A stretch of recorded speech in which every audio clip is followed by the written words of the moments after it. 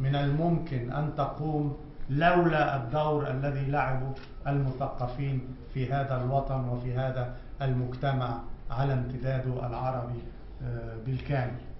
ولن أنسى يوم حضر إلى اتحاد كتاب مصر مجموعة من الشباب الذين قادوا مظاهرات 25 يناير، جاءوا ليشكروا الكتاب والأدباء وليقولوا لولا ما قرأناه لكم ما كنا قد نزلنا إلى الشارع يوم 25 يناير. واستمر هذا الدور بعد 25 يناير إلى 30 يونيو أيضا. فحين اجتمع اتحاد كتاب مصر في جمعية عمومية طارئة وسحب الثقة لأول مرة في تاريخ مصر من رئيس جمهورية قائم وفي ظل حكمه، كان هذا عملا ليس للنشطاء السياسيين ولا للدعاء الدينيين وإنما للمثقفين. وحين توجهت جموع من المثقفين من أدباء وكتاب وتشكيليين وموسيقيين ومفكرين إلى وزارة الثقافة ودخلوها وحالوا دون دخول الوزير الذي ينتمي إلى جماعة الإخوان إلى هذه الوزارة، لم يكن هذا عملا للنشطاء ولا للدعاة، وإنما كان عمل المثقفين. وكان يقال وقتها أن المثقفين احتلوا وزارة الثقافة، والواقع أنهم لم يحتلوا وزارة الثقافة وإنما حرروا وزارة الثقافة التي كانت أول بقعة في مصر تتحرر من حكم الإخوان الذي سقط بعد ذلك في 30 يناير بسبب هذه البؤرة الثقافية التي كان لها من التأثير الثقافي ما يتصل مباشرة بالدور الذي نتطلع إليه بالنسبة للمثقفين. و30 يونيو طبعا، 30 يونيو انتاج لهذا كما قلت. الآن نحن في مرحلة مختلفة بعد مرحلة الثورة ومرحلة القضاء على النظام السابق. نحن على مشارف مرحلة إعادة بناء، وهنا يبرز دور للمثقف يختلف عن سحب الثقة من رئيس الجمهورية أو تحرير وزارة من الوزارات أو مثل هذه الأعمال التي تمت في السابق. فما هو هذا الدور؟ ما هو دور المثقف العربي في صياغة المرحلة القادمة التي نحن على مشارفها الآن بكل ما بها من رواسب الماضي التي ما زالت تعيش بيننا ومشارف وتطلعات المستقبل التي تلوح لنا في الأفق مع كل يوم جديد. هناك دور جديد وبناء ويختلف تماما عن دور المثقف المقاوم والمثقف الرافض والمثقف الغاضب والمثقف الثائر الذي كان في الماضي. وربما هذه مناسبة جيدة لكي نحدد سويا أبعاد هذا الدور الذي بدونه لن تقوم النهضة التي نتطلع إليها في الثقافة والفكر والثقافة بشكل عام في وطننا العربي، وفي القلب منه بالطبع مصر ولبنان رائدة الفكر والثقافة والفنون.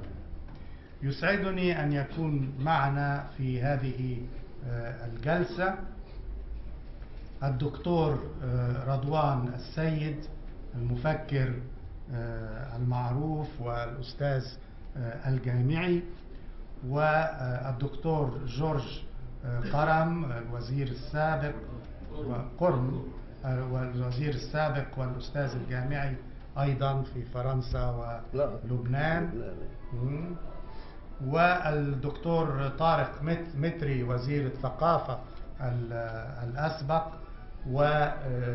والباحث والمفكر المرموق الأستاذ الدكتور نبيل عبد الفتاح. واسمحوا لي أن نبدأ أولا بالدكتور جورج لارتباطه بمواعيد السفر، فليتفضل. شكرا جزيلا على هذه الدعوة، ليست فقط الكريمة إنما المبدعة لإعادة الذاكرة بما كانت عليه النهضة العربية من روابط وثيقة بين لبنان وبلاد الشام ومصر، وأيضا بما كان لها من رونق كبيرة.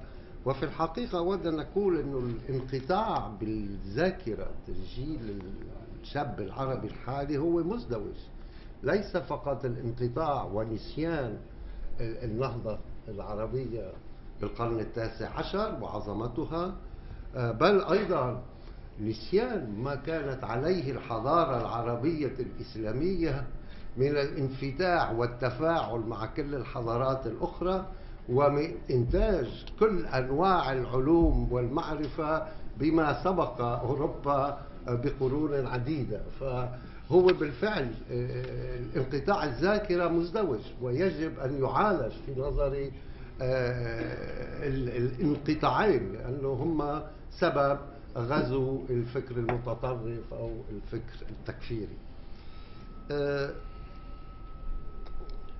عندي 5 نقاط سأسعى إلى تلخيصها بأسرع سرعة ممكنة. أولا،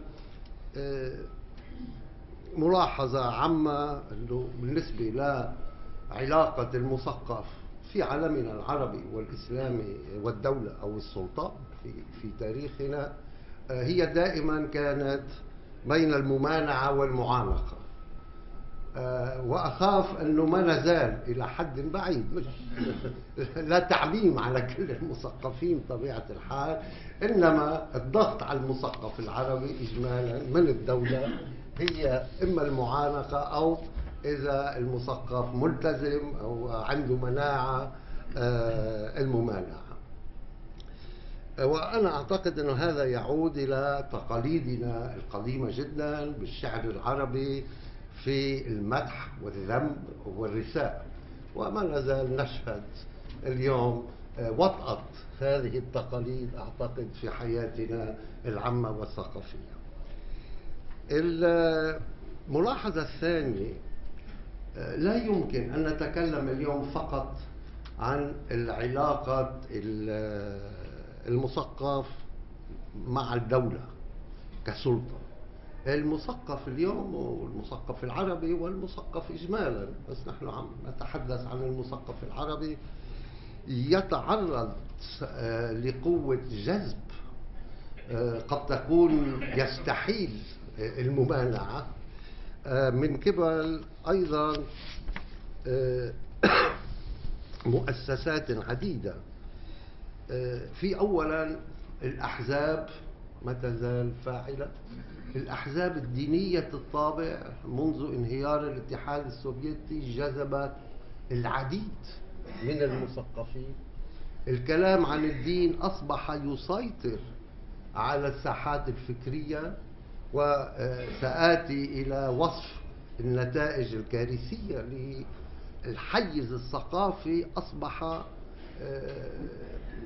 في غزو في المناقشات الدينية حتى بحياتنا اليومية. عندما عندنا سهرة بين أصدقاء نعود لنتناقش بالأمور الدينية، هل القرآن كذا قال ذلك، هل الحركة التي تمارس العنف على حق أو ليست على حق. ففي الحيز العقلي اليوم صار مليء بالقضايا الدينية السياسية الدينية. وسآتي وأقول وأين القضايا الاقتصادية الاجتماعية التنموية الحقيقية. في عندنا كمان أيضا حدث يعني هجرة الأدمغة العربية. عندما أرى كمية العقول العربية القادرة التي تزدهر في مراكز الأبحاث في أمريكا وأوروبا، في الجامعات الأوروبية والأمريكية، في وسائل الإعلام الدولية في كثير من الأحيان. الممر للشهرة حتى بدولنا العربية تمر عبر وسائل الإعلام الغربية أو النشر بدور نشر غربية مشهورة. وهذا طبعا أنا أرى عنصر سلبي في الموضوع. الملاحظة الثالثة، تم الحديث على ما هي وظيفة المثقف، ما هو آلية عمله.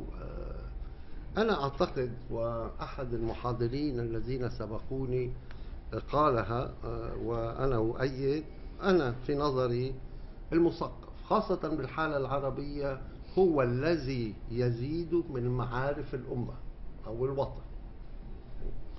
هلأ في مجالات أخرى، التحليلات السياسية، الإعلام، الكذا، إنما بالنسبة لي ونظرا لتجربتنا العربية الإسلامية ما شاء الله بالماضي قديش كانوا المثقفين زادوا مش بس من معارف الأمة العربية إنما بالمعارف العالمية.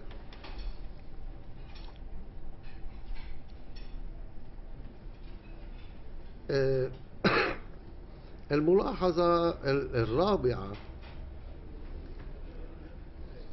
هي أنه لختام قوة الانجذاب هو انجذاب السوفت باور. السوفت باور الخارجية تجعل من عدد كبير من المثقفين العرب أنه يخرج من الدول العربية، أو الطلاب النابغين والناجحين بالجامعات الأجنبية يبقوا في الخارج ولا يعودوا. ونحن نعلم ما هي مأساة الجامعات الوطنية في العالم العربي، جامعات الدولة. نقطة أخرى هي أن اليوم التخصصية في العلوم الإنسانية تحول في كثير من الأحيان بأن يلم المثقف بوضع الأمة بكل جوانبه. وهذا الفرق بين جيلنا أعتقد وجيل رواد النهضة العربية، كانوا موسوعيين. اليوم يصعب إلا باستثناءات، طبعا الاستثناءات موجودة، إنما العقل الموسوعي الذي يتمكن من إدراك أحوال أمته ضمن إدراك ما هو سيرورة العالم هو نادر للغاية. وأنا أود أن أعطي المثل التخصص الاقتصادي. نحن منذ زمن وأنا منهم، يعني نحن جيل على الزوال، جيل الاقتصاديين العروبيين الوطنيين عم يندثر. باخذ جيل الدكتور يوسف صايغ، عندكم بمصر الحمد لله الدكتور جلال أمين، برهان الدجاني، محمود عبد الفضيل الله يطول بعمره. اليوم الجيل الشاب متأثر فقط أو يتعلم فقط في جامعات سواء داخليا أو خارجيا بالاقتصاد النيوليبرالي، بيعرف سحر السوق، آليات السوق. يعني ونحن نعلم بأن اليوم تحت وطأة هذه النيوليبرالية الجديدة وما سمي بالواشنطن كونسنسس في تراجع للدور الدولة، بحيث أن الفئات المهمشة أو الضعيفة تأتي فقط بالذكر أنه أساليب تخفيف الفقر، أما تغيير الآليات الاقتصادية العامة لكي يكون في البلد تنمية حقيقية لا نراها. وأود هنا أن أشير إلى إخفاق عربي لم يتم التعرض إليه، هو الإخفاق في محاولات التصنيع. محمد علي، ومن ثم عبد الناصر، ومن ثم الرئيس بومدين بالجزائر، ومن ثم صدام حسين بالعراق. ما تملكنا التقنيات والعلوم التطبيقية لكي نقوم بتنمية شاملة ومتوازنة داخل كل قطر عربي وبين الأقطار العربية. وأنا أعتقد أن البيئة الحاضرة إلى حد ما للحركات العنف المسلح هي أيضا الإخفاق الكبير بالتنمية الاقتصادية، ولا أرى قلق في هذا الموضوع. ودائما أذكر بأن الصينيين والكوريون والتايوانيون كانوا أفقر من الدول العربية بالخمسينيات، أصبحوا عمالقة في عالم الصناعة والخدمات ذات القيمة المضافة العالية. أين نحن؟ أين نحن؟ وعجبي أنه هذا لا يثير القلق. نحن في السجالات الدينية الطابع، لسنا في السجالات المتعلقة كيف نعالج هذه الثغرة، هذا العجز المعيب والمهين بتملك العلم والتكنولوجيا. محمد علي بدأ 75 سنة قبل إمبراطور الميجي باليابان. النهضة الصناعية باليابان بدأت عام 1875 بعد حرب أهلية يابانية بين أنصار الانفتاح على الغرب وبين أنصار الانغلاق والأصالة. 75 وين صار اليابان؟ وين صرنا نحن؟ فأنا أعتقد أنه والانتفاضات الشعبية هي نتيجة هذا الوضع، هي نتيجة الفشل التنموي، هي نتيجة البطالة.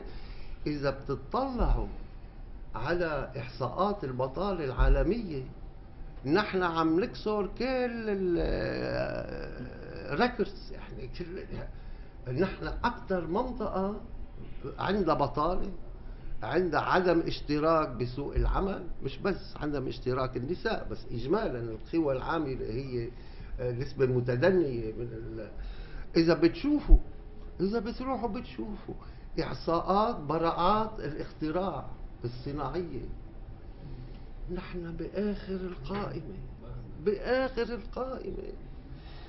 إذا بتشوفوا ما نكرسه للأبحاث والتطوير في المجالات الصناعية والخدماتية أيضا بالكاد الدول العربية تصرف 0.20% أو 30% من الناتج الوطني، بينما الدول الأخرى طبعا تصرف 4% و3% و4.5%. وأنا تقديري أنه بالحالة الدول العربية 90% من الأبحاث والتطوير هي في مؤسسات الدولة وليس في القطاع الخاص. وهذا أيضا يجب أن نطرح هذا السؤال: هل القطاع الخاص العربي يطور أبحاث والتطوير في المؤسسات القطاع الخاص؟ سررت البارح على شيء خلصت عندما سمعت أنه بمصر الصناعات الأدوية هي تلبي 90% من حاجيات السوق. هذا إنجاز، بس لا أعتقد أنه إنجاز معمم بالعالم العربي. فلذلك وهذا كلمة الختام نهائيا، أنا دايما أدعو إلى كسر الحوار الحصري اللي عندنا يا مع الثقافة الغربية بعلاقة قرب أو إعجاب ملتبسة. فلنذهب نرى ماذا فعلوا جماعة شرق آسيا، ماذا فعل اليابان، ماذا فعلت كوريا، كل هالدول، ماذا فعلت البرازيل. لا يمكن أن نستمر فيها العلاقة الملتبسة الفكرية والسياسية بطبيعة الحال مع الثقافة الغربية، ولا نذهب لنرى كيف شعوب أخرى أيضا تعرضت للاستعمار وللاضطهاد الاستعماري وإلى كل أنواع التدخل الخارجي، مش إحنا بس تعرضنا بحياتنا، كيف نهضت وخرجت من التقهقر الناتج عن الفترة الاستعمارية. وشكرا. شكرا دكتور. شكرا دكتور على هذه الكلمة وعلى هذا التشخيص الدقيق للوضع الذي نعيشه الآن وموضعنا على سلم التقدم في مختلف المجالات. وننتقل الآن إلى حديث الدكتور رضوان السيد الذي سيحدثنا عن علاقة المثقف بالدولة وورقته بعنوان في الخوف من الدولة وفي الخوف عليها. فليتفضل. أذكر فقط بأنه كل متحدث له 10 دقائق، لأنه لدينا 5 متحدثين ولدينا ساعة فقط، وينبغي أن نعطي ساعة للنقاش بعد ذلك. ثم في نهاية هذه الجلسة نحن مدعوون جميعا إلى مأدبة الغداء في الدور 12 في هذا المبنى. فكل دقيقة تأخير في الندوة هي تأخير على الغداء. في الخوف من الدولة وفي الخوف عليها. هذا العنوان أو هذه الثنائية، والتي جعلتها عنوانا لفصل في كتاب أزمنة التغيير الصادر عام 2014، ما تزال هي الحاكمة للعقول والأفئدة في سائر أنحاء العالم العربي، وفي مصر ولبنان على وجه الخصوص. في الدول التي حدث فيها الاضطراب عام 2011 يغلب لدى الفئات الوسطى والمثقفين الخوف على الدولة. أما في الدول التي نجت حتى الآن من الاضطراب فإن التوجس والخوف حاصلان من الدولة أو ما يزالان حاصلين من الدولة أو السلطات القائمة. بيد أن هذا الانقسام معقد أو هذه الثنائية لا يتركز أحد طرفيها دون الآخر في بلد هادئ أو مضطرب، بل إنها موجودة في فئات شعبية مختلفة في ضمن البلد الواحد وفي خلد ونفس كل منا. وهذه حالة انقسام فريدة ما شهدتها أوطان في العالم الثالث في النصف الثاني من القرن العشرين. في العقدين السابقين على العام 2010 كانت هناك عاصفتان ضربتا العالم العربي: عاصفة ناجمة عن انفجار الإسلامين الشيعي والسني، ويمكن تسميتها بهذا المعنى عاصفة دينية، وعاصفة استراتيجية إذا صح التعبير أيضا، وهي ناجمة عن غزو الولايات المتحدة للعراق مرتين. في العاصفة الأولى أي الدينية ظهرت في كل بلد عربي تنظيمات حزبية مسلحة أو غير مسلحة حسب وضع الدولة قوي أو ضعيف تحمل إسلاما جديدا. الإسلام الشيعي وبقيادة إيران اتجه لزعزعة الأنظمة والمجتمعات، ساعة باسم التحرير وساعة باسم رفع المظلومية والحصول على الحقوق، وساعة بدون دعوة ظاهرة غير الخصوصية الخاصة. وزادت طين بلة أن هذا التشيع الجديد ما كان دينيا فقط، بل ظهر له فرع سياسي في فلسطين ومن حولها على وجه الخصوص. أما الانفجار في قلب الإسلام السني فكان له وجهان أيضا، الديني والسياسي، وكلا الوجهين أو الفرعين ثائر على الدولة الوطنية العربية، تارة بالجهاد وطورا بالحشود. وقد بدا لأول وهلة أنه الأخطر والأفعل، لأنه ظهر ضمن إسلام الأكثرية الشعبية، وأنه لم يتردد في قتال الدولة الوطنية وفي قتال العالم. إن هذين الإسلامين الجديدين اللذين شكلا تحديين كبيرين لأمن المجتمعات العربية والدول صارا قاتلين تماما عندما عزمت الولايات المتحدة على إسقاط الدولة العراقية، مرة بذريعة غزو العراق للكويت عام 1990 وبدون ذريعة عام 2003. كيف صارا خطرين قاتلين؟ صارا كذلك لأن الجهاديين السنة اتجهوا لمقاتلة الولايات المتحدة والعالم الغربي في كل مكان، بحيث صارت الكيانات العربية الضعيفة أو حليفة الولايات المتحدة مسرحا للصراع.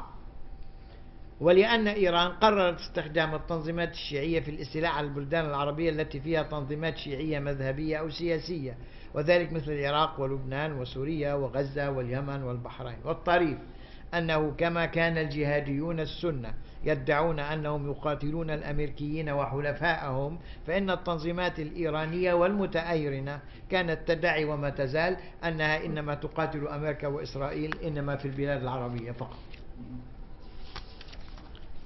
ولنعد إلى الثنائية التي ذكرتها في مطلع هذه المداخلة، أعني ثنائية الخوف من الدولة والخوف عليها. في سائر الأديان باستثناء الكاثوليكية ثوران مشهود بيد أن الدول القوية الشرعية تستطيع في العادة استيعاب الثوران الديني أو السياسي واصطناع مسارب له تخفف من عصفه وآثاره. ولا شك أن معظم الجمهور العربي لا يدعم الإسلاميين السياسيين أو الحزبيين المقاتلين، إنما ما كان هناك حماس لدعم السلطات الخالدة، وبخاصة أن الذين ثاروا عام 2011 ما كانوا من الإسلاميين المتطرفين. ثم وفي موازاة عنف الأنظمة القائمة صعد الإسلاميون بكافة أشكالهم، فخافت الفئات الوسطى من حماس العامة ومن الفوضى، ونسيت حذرها من السلطات القائمة ولجأت لما صار يعرف بالدولة العميقة. وما أفادت من هذا الروع أو الارتياع الأنظمة الأقل عنفا فقط مثل تونس ومصر، بل وأفادت أيضا سلطة مثل سلطة القذافي أو بشار الأسد.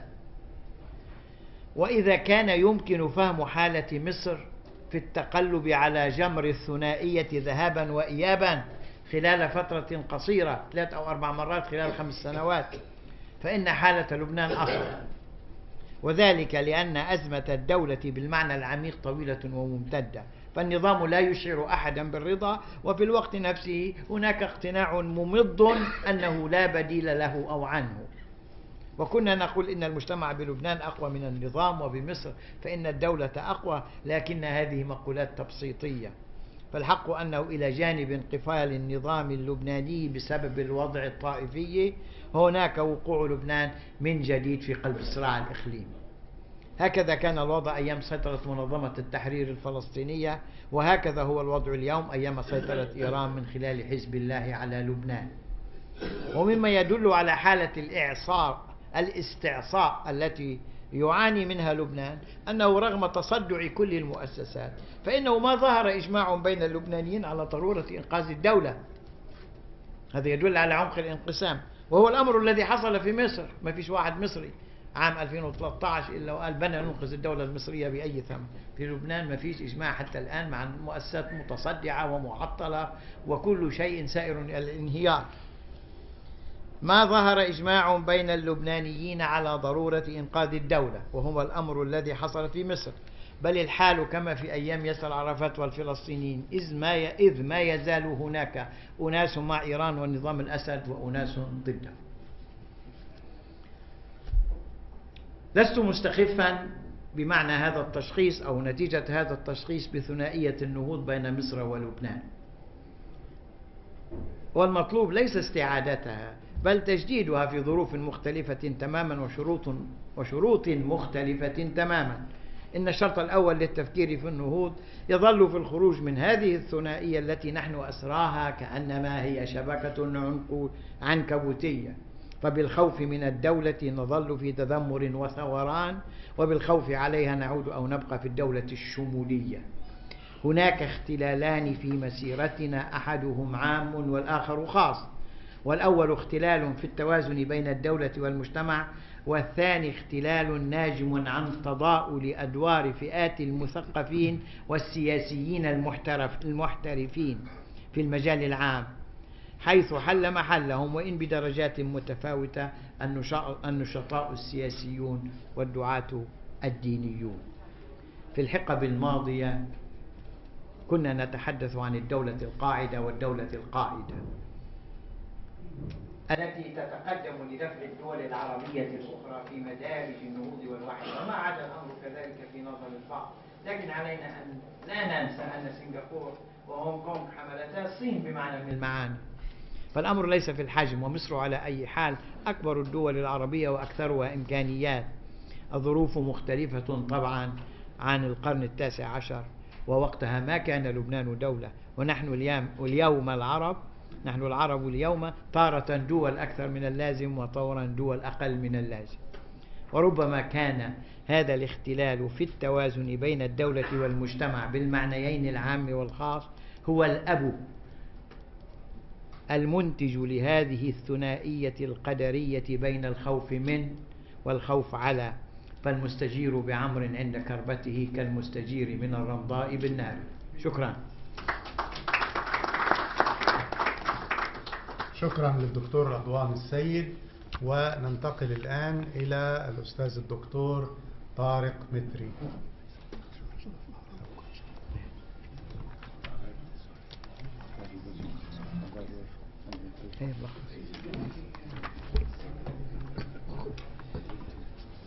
الحديث عن المثقف يأمر بالتواضع، فعلى وجه العموم لم يتوقع المثقفون في تنوع سردياتهم التحولات المذهلة التي عرفتها بلادنا في السنوات الخمس الماضية بحلوها ومرها، ولما يوفقوا بالمجازفة في الحديث عن مآلاتها. ثم إن تسارع الزمن حال دون اعتراف المثقفين بأن أدوارهم تغيرت، ومعها منزلتهم الاجتماعية وقدراتهم على التأثير في الرأي العام ولدى صانعي السياسات، وبأن فئات أخرى من مواطنيهم لا سيما الشباب مارست أدوارا كانت في الماضي مقتصرة عليهم. بعبارة أخرى، ظهر أمام أعيننا فاعلون جدد مما يشي بتجاوز ثنائية المثقف والدولة، وهو موضوع ندوتنا هذه، أو بالأحرى وهذا أضاق المثقف والسلطة. ويكتنف التساؤل عن علاقة المثقف بالدولة التباس كبير، ذلك أن الالتزام ببناء الدولة شيء، ونقد السلطة ومعارضتها شيء آخر. الدولة من حيث هي مؤسسات ترعى مصالح الشعب وتحتكر العنف الشرعي وتحفظ الحقوق وتطبق القوانين، هي مطلب اجتماعي عند أكثرية المواطنين، فمواطنتهم صنو قيام الدولة، دولة الحق، ليس من مواطنين بلا دولة وليس من دولة بلا مواطنين. هذا المطلب يزداد قوة بظل تفكك دولنا اليوم وضعف مؤسساتها ما خلا مؤسسات الأمنية، وتفسخ مجتمعاتنا بقوة الهويات والعصبيات ما دون الوطنية. والالتباس عند الحديث عن علاقة المثقف بالدولة متصل بالخلط المتعمد أحيانا بين الدولة والسلطة. أنا كنت أقمت في ليبيا عامين، وكنت أواجه كل يوم خلطا متعمدا بين الدولة والسلطة. من بيده السلطة يستولي على الدولة، من يربح الانتخابات يمتلك الدولة، عوض التمييز القاطع بينهما. فالدولة نصاب مستقل يتسم بالديمومة، فيما السلطة نسبية متداولة. هذا إذا سلمنا بالفكرة الديمقراطية التي يدعي الكل أنه ينادي بها. قد لا يكون الخلط المذكور نظريا، لكنه فعلي في الكثير من بلداننا. فمن يستولي على السلطة حتى وإن فعل ذلك كما في الحالة الليبية بالوسائل الديمقراطية بالانتخابات، يستتبع الدولة أو يستحوذ عليها. لعل المثقفين مؤهلون أكثر من سواهم أن يقيموا هذا التمييز المبدئي والعملي بآن معا، مما يعني أنهم مبدئيا قادرون على الدفاع عن الدولة وعن دور الدولة وعن العمل من أجل بنائها أو إعادة بنائها، وبالوقت ذاته على مساءلة السلطة وانتقادها، عوض الترويج لسياساتها على غرار شعراء القبائل. لقد رسمت ملامح الدور الذي يطلع به المثقف في العصر الحديث في الغرب، وعندنا اقتداء به أو مواجهة له، انطلاقا من حكم قيمي يضع سلطة المعرفة في مواجهة سلطة القوة. وذهب البعض مذهب مذهبا يحمل المشتغلين بالمعرفة المسؤولية الأولى لإصلاح مجتمعاتنا والنهوض بها، وهي مسؤولية كادت أن تتفوق بنظرهم على مسؤولية النخب السياسية.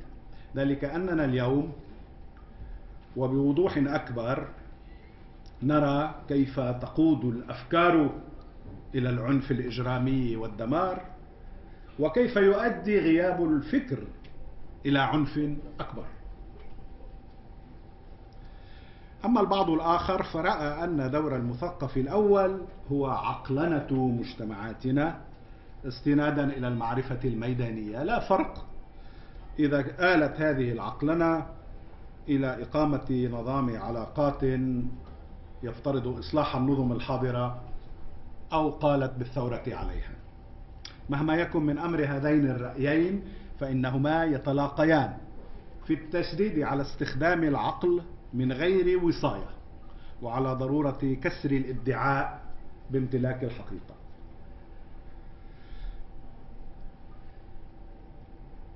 لا سيما من قبل الذين تتوفر لهم قوة الفرض ووسائل الإقناع، لكنهما هذان الرأيان يفترقان في تحديد الوظيفة الاجتماعية والسياسية لأهل المعرفة.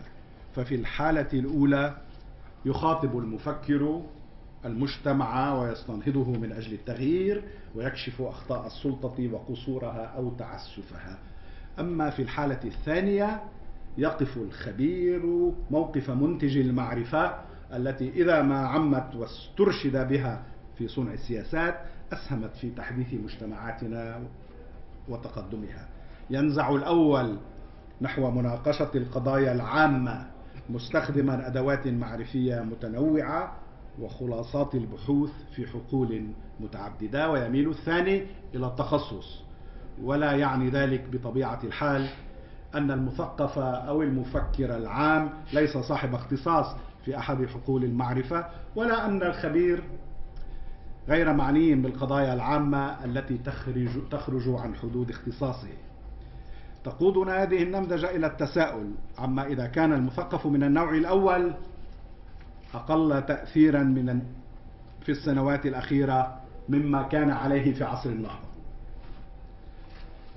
ومع هذا التساؤل يتراءى لنا أن النطاق الذي يعمل فيه الخبير إلى اتساع وعلى حساب الحيز الذي يشغله المفكر، وأن حضور الخبراء في الحياة العامة فضلا عن أعدادهم بات أكثر بروزا من السابق. وإذا ضربت مثلا عن الجامعة التي أعمل فيها يلفتني الانحسار في أدوار المثقف العام بين الأكاديميين. فعدد الأكاديميين المشتغلين بالقضايا العامة والذين يرون أنفسهم بصورة المثقف العام إلى تناقص. هناك قدر من الانكفاء عند الأساتذة والباحثين إلى العمل الجامعي والبحثي الصرف. بالمقابل يتزايد عدد الخبراء ومنهم هؤلاء الأكاديميين أنفسهم، وهم فئتان: واحدة تستدعيها السلطة للمشورة ويأخذون منها المعلومات من غير الأفكار ولا سيما الأرقام، من غير إشراكها في صنع السياسات والتهيئة لاتخاذ القرارات. أما الثانية فهي أقل عددا وتضم من يسعون للدخول في حوار حقيقي مع صناع القرار ويتخذون حيالهم موقفا نقديا يتعزز رصيده بمخاطبة الرأي العام. قلت في بداية حديثي وأختم أن ما جرى في بلادنا يأمرنا بالتواضع في الحديث عن دور المثقف من حيث استناده إلى سلطة المعرفة، لكن هذا لا يعني أو لا يعفي بالوقت ذاته من مسؤولية المثقف الأخلاقية. المسؤولية ليست معرفية فقط، إنها أخلاقية. انظروا إلى ما يجري في حلب، فلا يمكن أن تحتجب هذه المسؤولية وراء الخوف، وراء الضياع، وراء العجز عن استشراف المستقبل، ولا يمكن أن تحتجب وراء السياسات القديمة والعصبيات القديمة والجديدة. والسلام عليكم.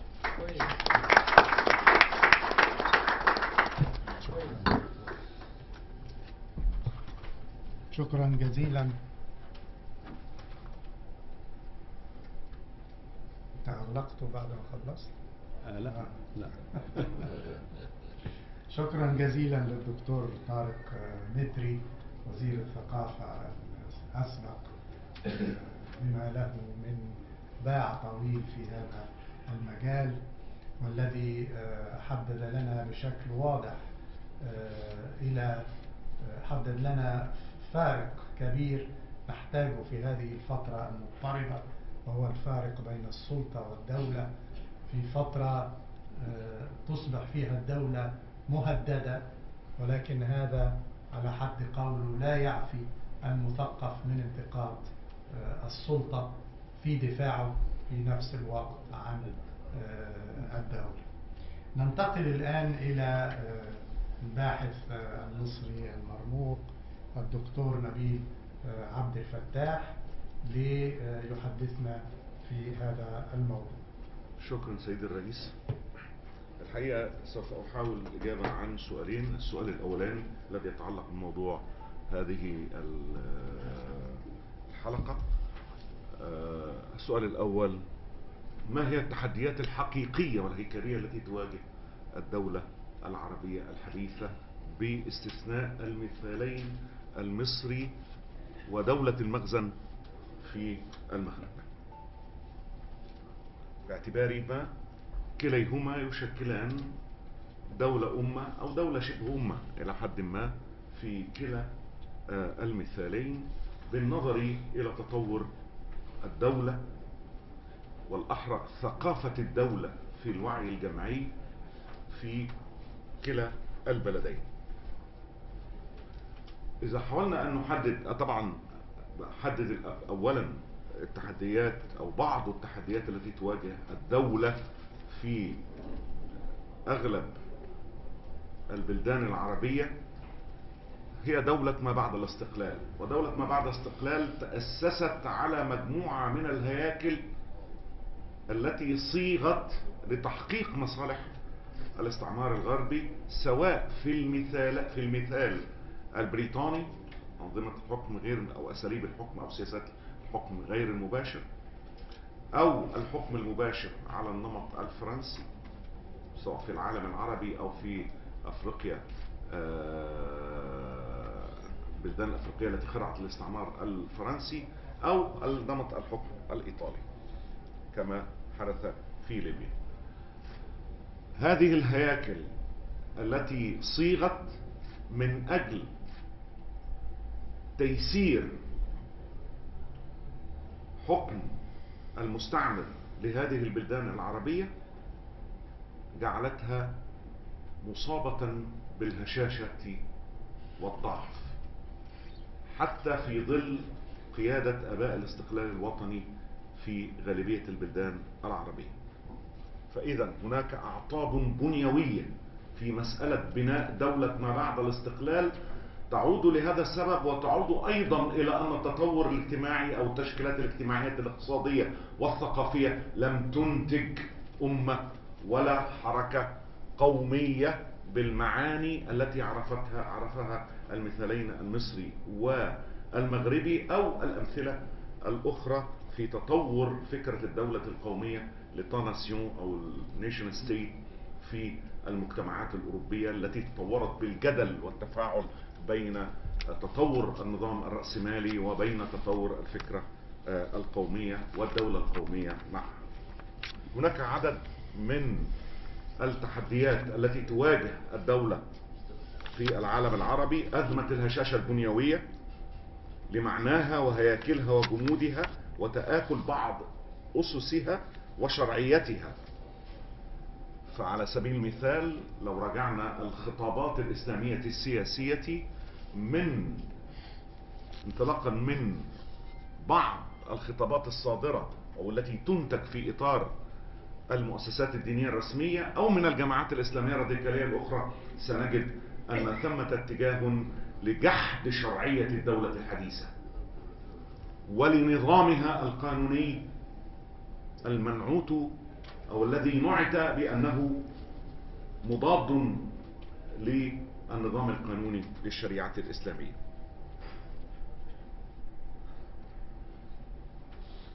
التحدي الثاني عدم إصلاح هيكل الدولة وسلطتها وأجهزتها وتجديد ثقافة الدولة في الوعي الاجتماعي مع استمرارية الجمود السياسي، حصار المجال العام، العودة مجددا إلى التسلطية السياسية في أكثر من بلد عربي حتى في أعقاب ما سمي بالربيع العربي.